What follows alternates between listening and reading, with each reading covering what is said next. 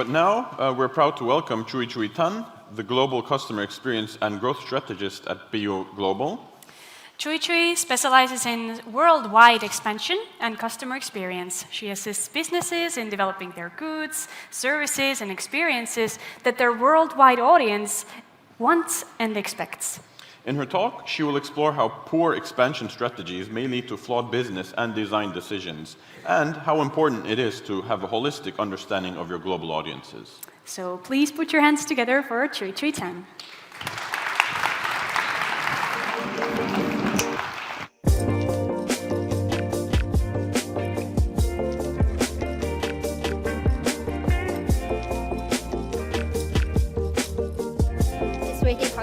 Stop. Thanks for having me here, and also it's before lunch slot, so you probably want to go and have your lunch pretty soon, so let's get on with that. Shut up, Tree. So once I did an interview with a lady from a music label company based in India for Spotify, one of my clients. And in that call, the account manager from Spotify, who has a very good relationship with this music label lady, company lady, and so we have that call, and at the end of the chat, this lady was telling the account managers, saying, "Oh, Ashni, you seem to gain a lot of weight since I last saw you." It was like, bear in mind, this call was being recorded and live streamed, and a lot of other Spotify stakeholders are in the back room from New York, Stockholm, and London, and everyone was just like, "Oh, this is a bit awkward." And this reminded me of another incident I had many years ago when I was traveling to China with my American clients from Marriott.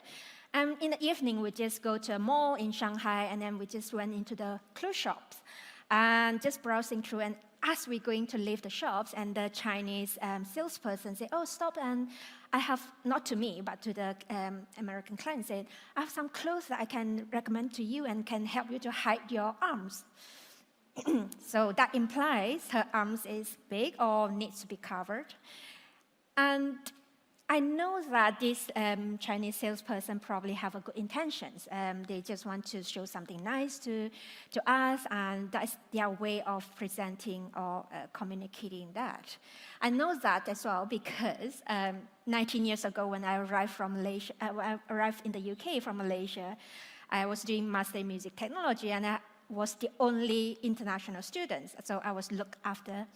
And when we hang out with my course mate at the time, and at one point I did make a comment, say, "Oh, Connor, your belly seems to be bigger." And but to my, in fairness, like I'm 5'2", and he's like 6'3" or whatever, and my eye level is kind of, that's all I see.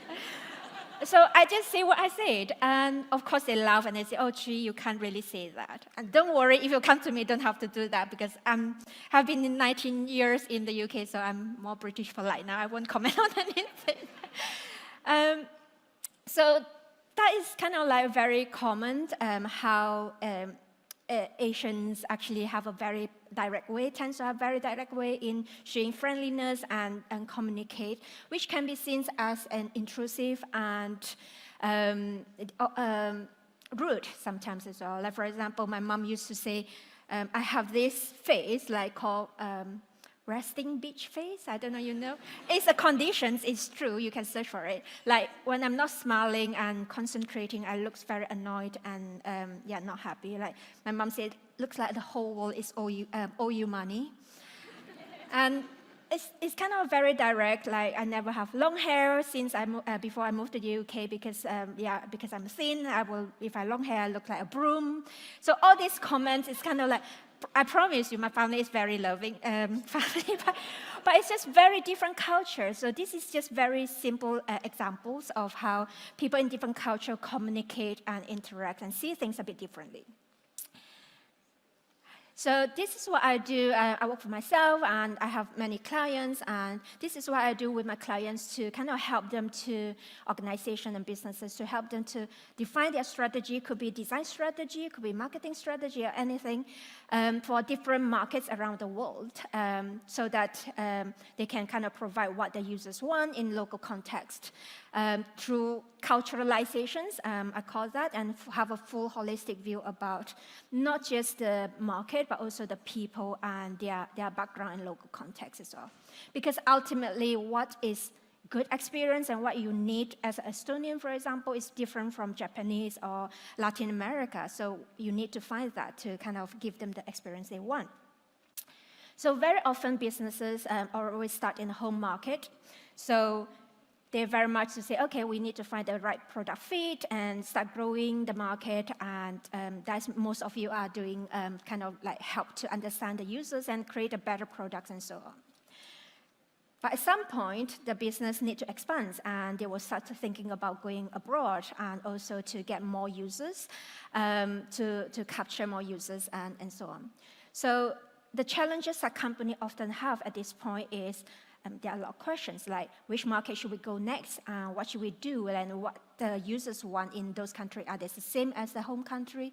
What fonts should we do? It used especially for non-Latin script countries. So there are a lot of questions that I'm sure some of you might have encountered when you kind of grow in design for different markets or build for different markets and so on. So it's a lot of questions coming in, and I normally work with clients with workshop and so on, and kind of doing some research and understand that to help them to make the right decisions. And once you launch in the new markets, you want to continue to growth. I know we have these growth words that were being talked about within Kat's talk earlier, but growth could be ethical as well, I believe, because I'm lucky my clients I work with always kind of like seeing how they can increase their retention rate and so on, but it's based on by providing what their users want, not tricking them and so on. So what would be making your local users tick, and what will they need and so on? So there are a lot of questions because we know that every markets are unique, and so one size or one design or one strategy doesn't always fit all. So even if we zoom into, let's say, just talk about Estonia.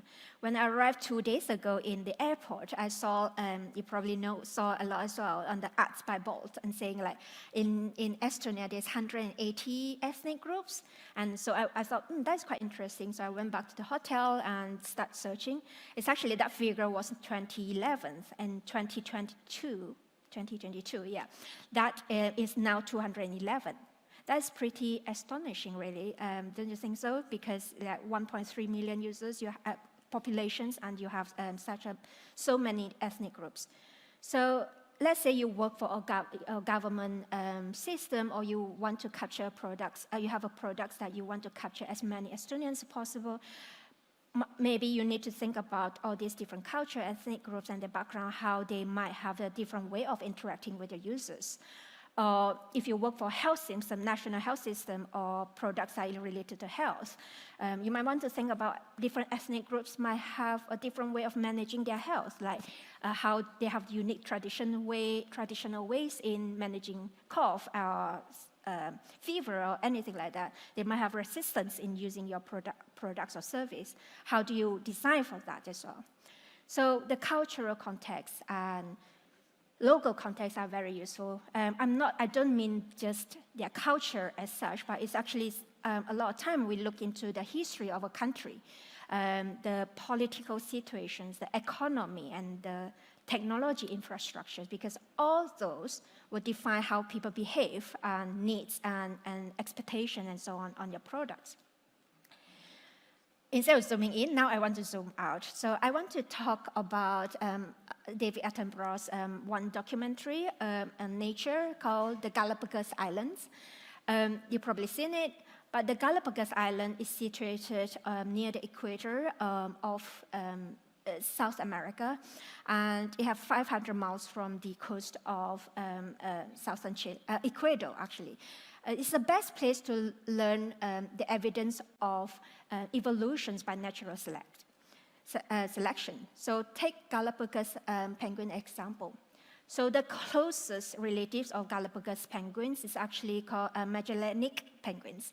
So it was believed that many decades ago, Magellanic penguins actually being carried by storms or currents to this unique island. For some reason, these cold weather birds actually survive. They adapt to the weather in Galapagos Island, and they survive. But their physical features actually change.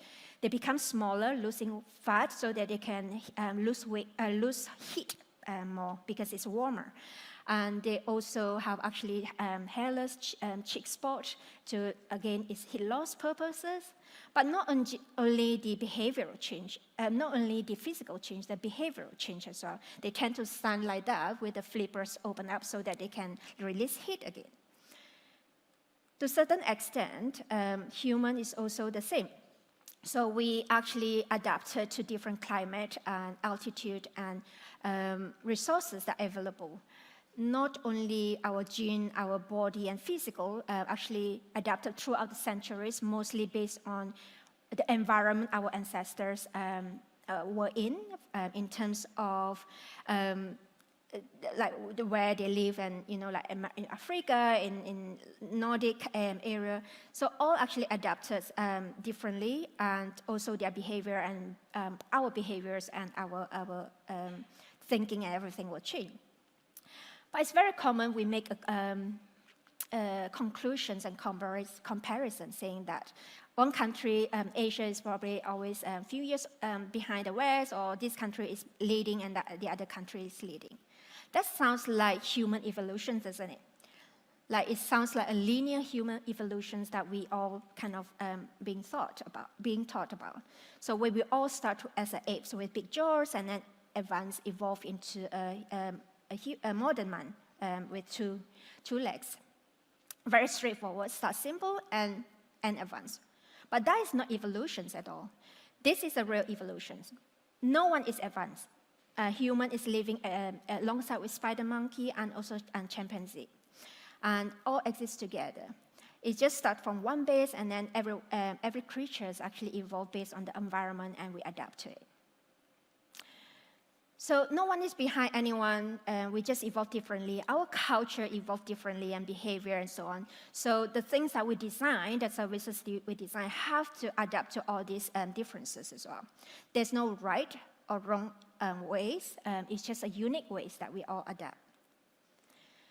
So for example, take example, M-Pesa. Many of you might have heard or knew about that. It's a mobile payment, very, very successful in Kenya. And it works because it works within their environment and context. So first of all, many Kenyans actually didn't have a bank account due to poverty and also the lack of access to the banks. But they have very, very high penetrations on their mobile devices. Doesn't have to be, like, it's not necessarily the smartphone that we have, but it's sometimes even the basic phones as well. And also, I know here in Estonia you have Tele2, you have Elisa, and you have another one, Telia. Yeah. But in Kenya, they actually only have Safaricom as a dominant telco company. And that makes the adoptions of M-Pesa making even faster. And another point is that Kenyans are actually very collectivist society. So they very keen about the social support. So without the bank access, so it's very hard for them to send money to their relatives in rural areas. So M-Pesa actually solved the problem because they allow them to withdraw money and put deposit, transfer money, just basically use the mobile phone. And that also helped to avoid corruptions and the potential of being robbed. So the success of M-Pesa in Kenya is not by luck or coincidence. It's just because they fit the local ecosystem, and they solve their problems. To have the same technology to be successful in other markets, it definitely wouldn't work if you cannot copy and paste, because unless you actually move to all the elements I just talked about, you just copy and paste in another environment in the market, then only you can work. But that is almost impossible. So for us as someone who create a business and create products and services and design them, and it's important for us to kind of remember all these differences and think about variational evolutions rather than transformation evolutions. So a year or 2 years ago, I was in conversation with an audiobook company, and the person who comes to me actually look after their Middle Eastern market. So he said that actually we actually don't have a lot of people using it, or they kind of using for a while and then leave, like don't stay with their products a lot. They actually have very good audiobooks collections and for them to access. So they say actually our senior management based in Stockholm, a student saying that actually we actually spend so much money in this market and on Facebook ads, just copy and paste. We just do that in your Middle Eastern markets. So this thinking is so flawed and concerning in so many layers, because what works in one market doesn't necessarily work in other markets. It could be your design, marketing strategy, and so on. It just wouldn't be possible to kind of replicate it just as it is. For example, Facebook might not be the place where Middle Eastern users actually hang out. Even if it is where they use Facebook a lot, due to the nature of the products and low maturity of audiobook access, seeing the ads itself on Facebook might not be enough to give the confidence of the users in this market to buy your products, even try it out. So, for example, what is the audiobook landscape in the Middle Eastern? And do people see what are the barriers people have? Who are the users? Because they say, oh, our data backend says it's very male-oriented, so we should actually market in kind of talk to them as a more male-dominant campaigns kind of thing. But I challenge that, because in Saudi Arabia, it's only until recently Riyadh Bank actually allowed women to have their own account. Previously, women are not allowed to have their own account. And in fact, it's only a few months ago, their authority actually just allowed women to have the married woman to have the rights to open a bank account for their children without their husband or consent from the court. So the questions now is that in their data, they say, oh, it's all male users, but actually it might be the female users actually the one using it and have to say whether or not to stay with the products or service, and then just using the man's credit cards and payment and so on. So there's a lot of things need to look into, not just kind of making assumptions very high. So you say, okay, we're ready to kind of like look into like culturalization and design for that, but where to start, right? I kind of come up with a very high-level framework divided in 3 layers. The first layer is about respect establishment. So this layer is very important because doing it wrong might actually cost a lot on your business. For example, you don't want to do anything or say anything or present something that is politically inappropriate or actually offensive to the culture or to the religion in that market. So give an example. I don't know whether you can think about anything like these brands actually shared. So these brands actually at some point in the past have to apologize to the Chinese authority or Chinese consumers because they actually they made some geopolitically inappropriate mistake. For example, McDonald's, in one of the ads that they have in Taiwan, they have these students showing their student card for 2 seconds. But within that 2 seconds, it actually on the student card, it says Taiwan is a country. So that created a lot of online hit, kind of online backlash, where McDonald's have to take off the ads very, very quickly. 2 seconds is all it takes. Marriott is the same. Many years ago, they used an agency to do a survey, and the agency kind of put countries like Tibet and Hong Kong as a country, and their website was closed down, shut down by the authority for a whole week. Bear in mind, China was their biggest market outside US at the time, so multi-millions dollars actually lost in that. But it could be just also on the design side. So Call of Duty, I don't know any gamers here. So many years ago, their games weren't banned, but they got a lot of complaints by the Gulf Cooperation Council in the Middle Eastern, because some people actually noticed in one of the scenes, they have this picture frame where it carries some Islamic text, which translated into Allah is beautiful and He loves beauty. But in the Islamic culture, it's actually forbidden for anyone to actually carry Allah's name in toilet or actually carry anything that actually have His names actually on it. So this is kind of show disrespect to the region and the Muslim community. So the publisher have to quickly kind of change the scene and before the more damage has been done. So these are all the changes, all the things that you have to show respect to the market that you're actually in. But unfortunately, there's no guide as such where you can go and say, okay, all this, as long as I don't do all this, then it will be fine. Even for one market, it's just no way that everyone can capture everything.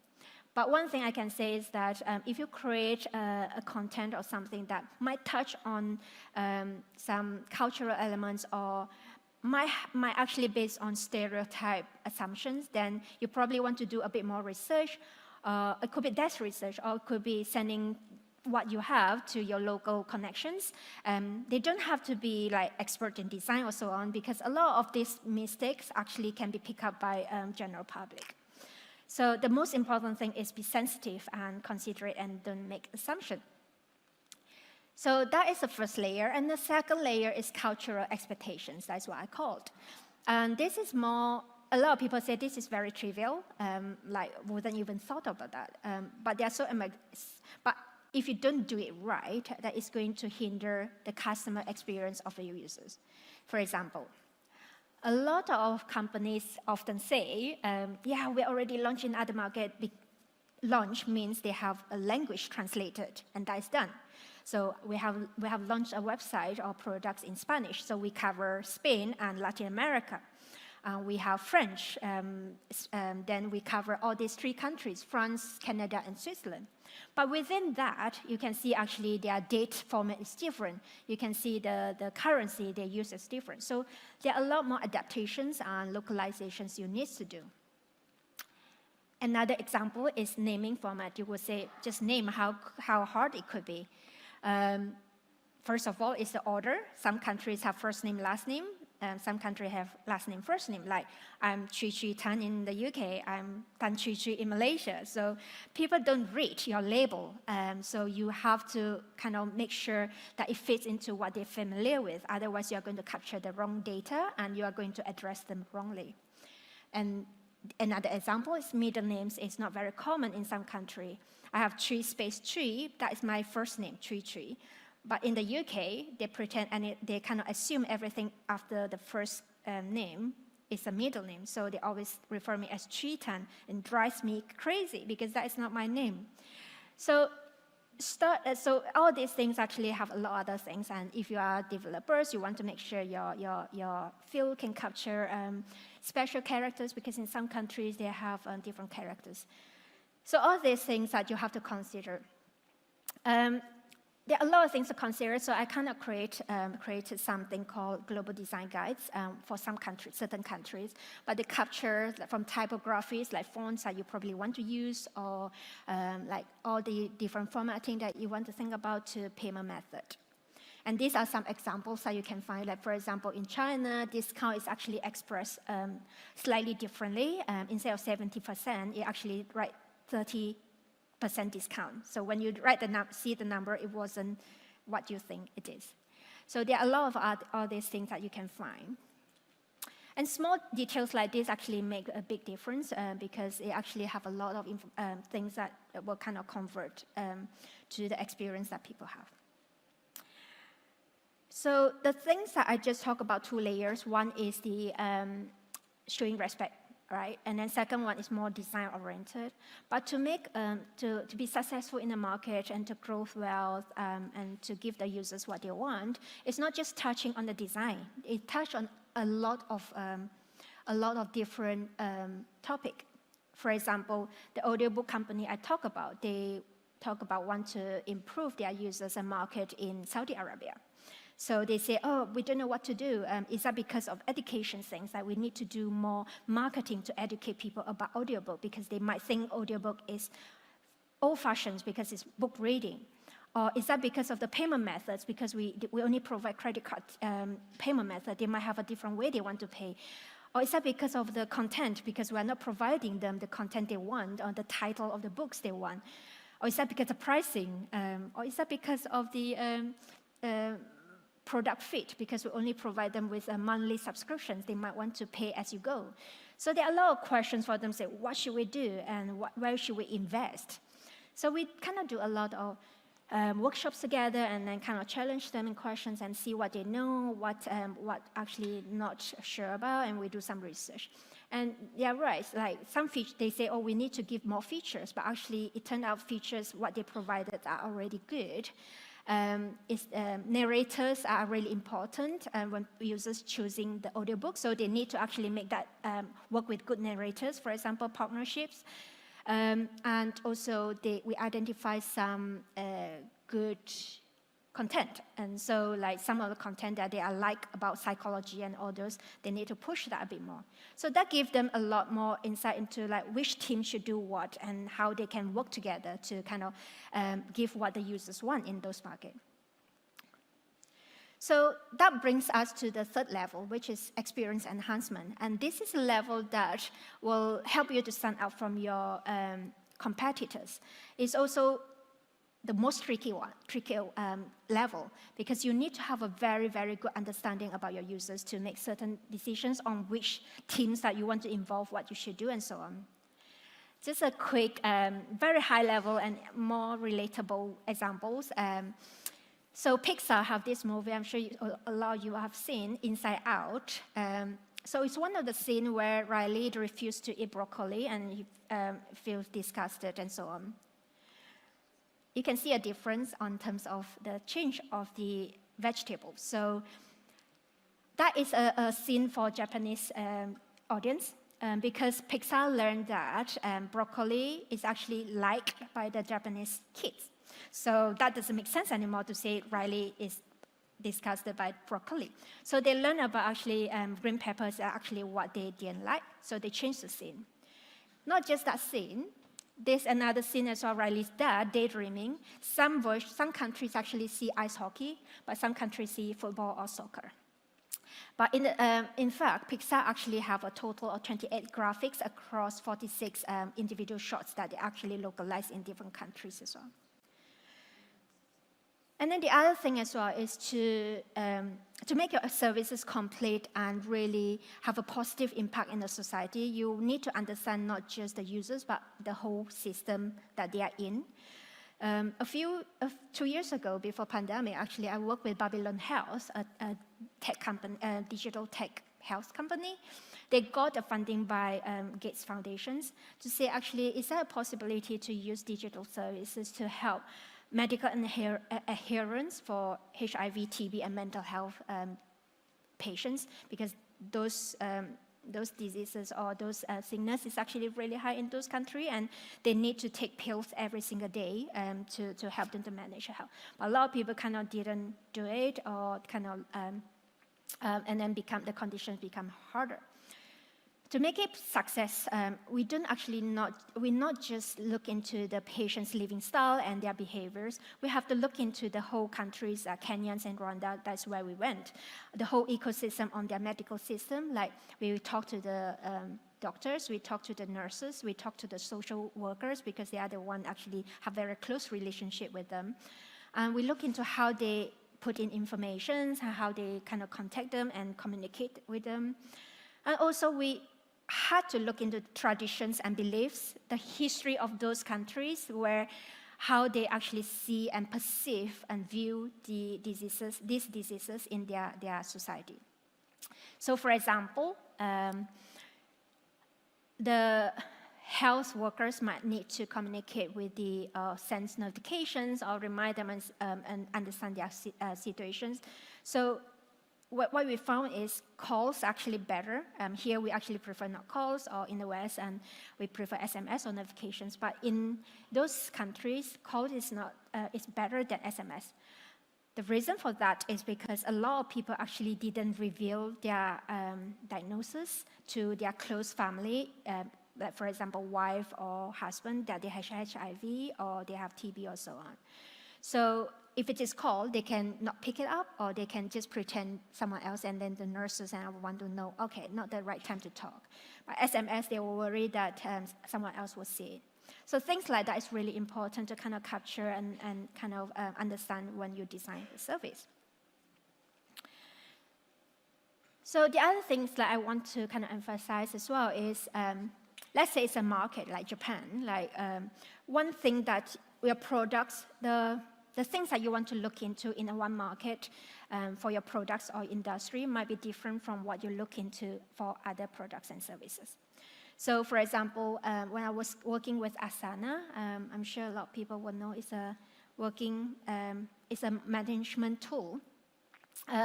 Before they launch in Japan, I work with them and to kind of help to define their product and market fit, their brands, product propositions, marketing strategy, pricing, and also like how much resources they should put in Japan. So when we went in, kind of some of the things we look into is kind of Japan is very hierarchical society. So what does that mean then to Asana as a work management tool? And also consensus decisions is very important. Everyone have to agree before they make a decision. So what does that mean to the sales and marketing team in Asana, so they can communicate and kind of present their products in the right way to get the decisions made to use their products? And also, Japan is very, they care a lot about personal connections. So you can't, and it is rude for you to assign a task to someone else without having a face-to-face communications with them. Because I assign something to you, and actually, you might not have the capacity to do it, or you might not have the skills to do it. So I'm putting you in a very awkward situations. So that is a no-no, but in Asana, task distributions and task management is very, very a key, actually task assignment is very a key thing, a key features in the tool. So how should Asana actually present that features? What are the things that they should talk about, and how to kind of redesign and adapt for this culture? But on the same trip, the week after, I was working with Spotify on their Japanese market. They were there for a few years already, but not doing as well as they would like to. But it wasn't just them. Other music streaming, like Apple Music and so on, wasn't doing well as well. That is because in Japan, they love CDs. They still love CDs, collecting CDs. And in fact, this is a photos I took in one of the record towers. They have 76 stores still in Japan, 5 stories, and you can kind of see a lot of CDs are being bought and so on. So we kind of understand why people want the CDs. And actually, in fact, you can rent CDs in shops like this, and also in library, just for €2.50. It's legal. You can rent it. I don't know whether rip it off or not, but then you return it after you kind of listen to them as well. So we kind of trying to understand what they like about the physical thing experience as well. And for example, they have this image card that they have of their idols in the CDs, and they have like vouchers for them to have priority in their concert tickets, or they have this opportunity to have handshakes with their idols. So a lot of things actually comes with the CD itself. So what we do is actually kind of trying to understand all this physical experience, how we can convert them into digital experience, and providing Spotify, providing the experience for them. So throughout the years, actually a lot of features or services that Spotify are providing actually based on output or insights from one market, and as I said, actually it could be adaptable to other markets as well, and start become a worldwide things that relevant to a certain market.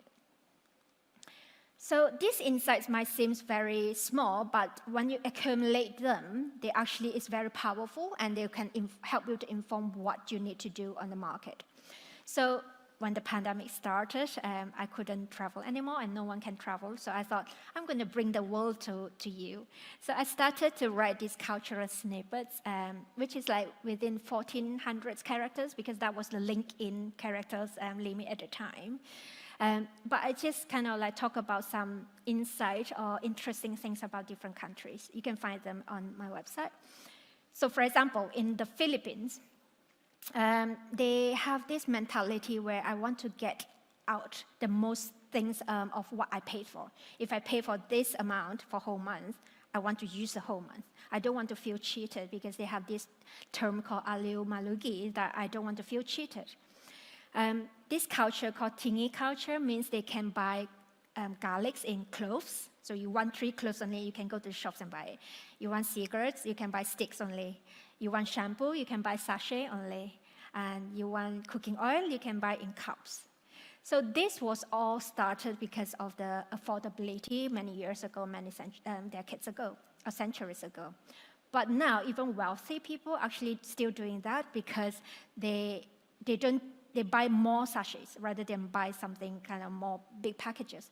Because even though they can afford it now, but because of the habit they have, they kind of become familiar with that kind of purchase behavior.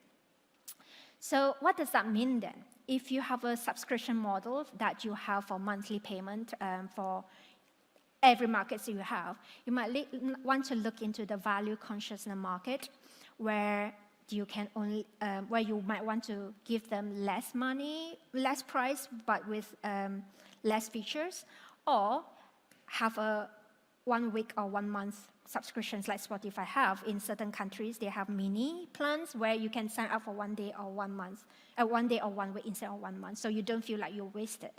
So it's a lot of things that you can use all these insights in the snippets and then kind of identify, so what does that mean to our design? What do we do with the strategies that we have created?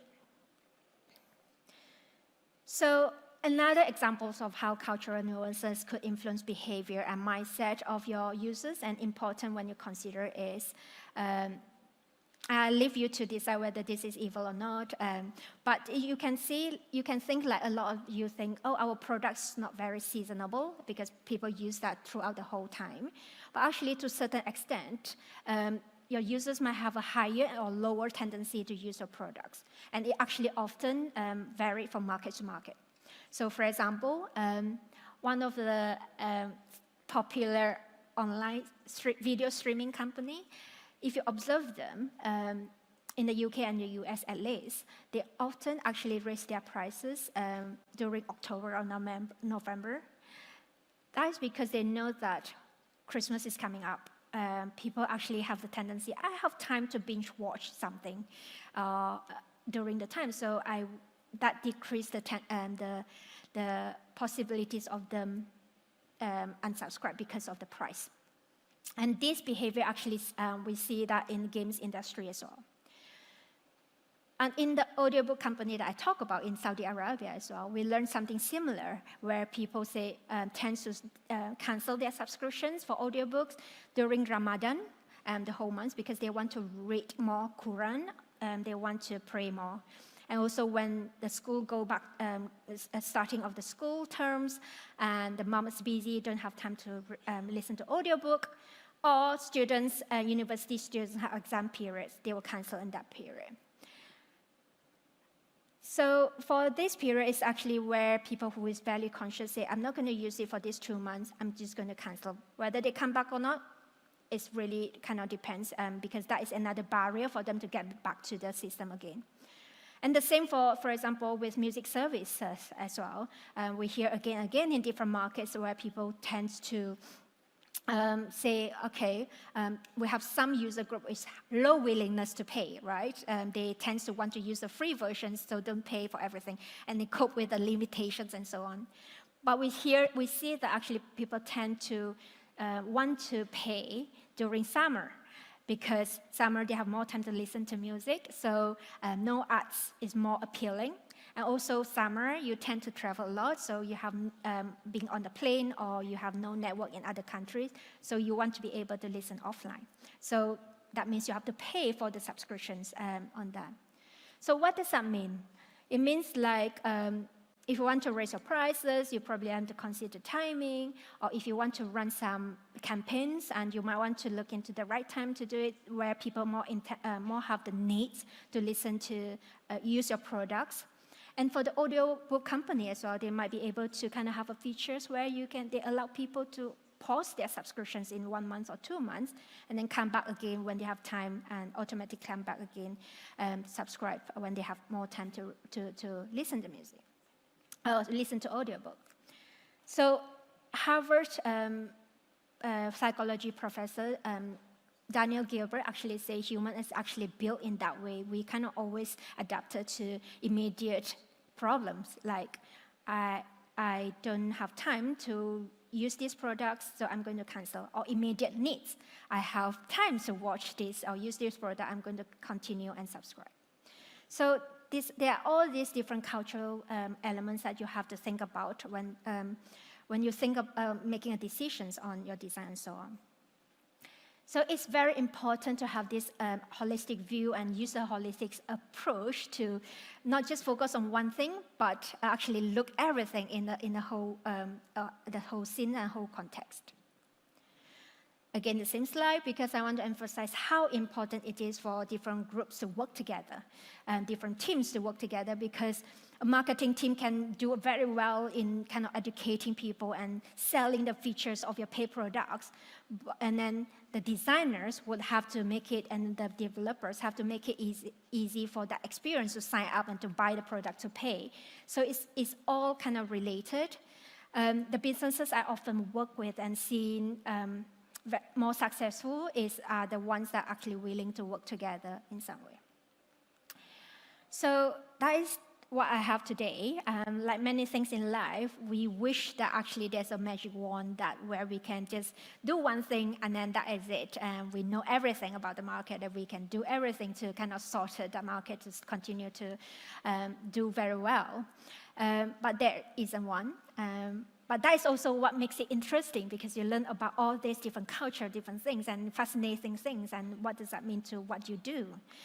And yeah, don't forget and to kind of work together, and always, even you go on holiday, just more observant about, why people do that, and it's interesting they do something different than us, and yeah, you will be surprised how much you actually learn, and it's quite fun.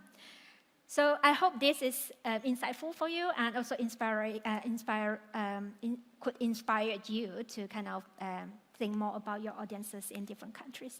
I'll be here throughout the day, so come and chat, or find me on LinkedIn if you want, and tell me how you know me, so we can start chatting. Thank you.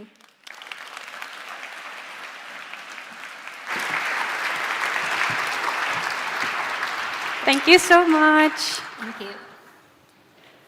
So, do we have any questions in the audience? Here in the front row? It's very bright, isn't it? It is. We can't really see. I can't see you guys. Thank you so much for your talk. I just wanted to ask about, how do the companies find you? Is it usually through their own blunders in the customer sphere, or is it some other ways? How do they find me? So yeah. That is the key question. Yeah. I've been lucky that it's word of mouth. I think I have been in UX industry for like 16 years, and I kind of like, I think Merit was the client that actually, one of the few companies like many years ago, one of the few companies that actually know about international research and international, how important to understand international users. So I have started to do that. I think I built up a network probably to kind of understand that. Yeah, I don't know how to answer that, how do they find me. But I think growth and culturalizations is kind of something that a lot of companies now start to look into when they think about their strategy and so on. They often actually be aware of the differences on that sense as well. So Yeah, I don't know whether I answer your questions, but yeah. I have a question. Oh, go for it. Yeah, thank you for your presentation. My question links with our previous presentation, the ethical, Yes. ethical design. And I was wondering, in different cultures, you see very kind of conflicting things. What we think is good, or what we think, what they think is good, we might think it's not really good in our culture. And if we think in more environmental way, so it's not actually about the culture, but about the earth.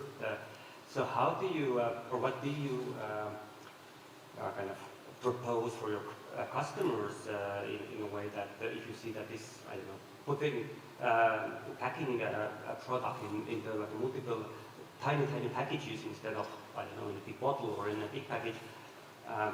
So what do you propose then? Is it something that, okay, go as they do in their country, or maybe you could, I don't know, educate them that it's not good if you, I don't know, use lots of packaging?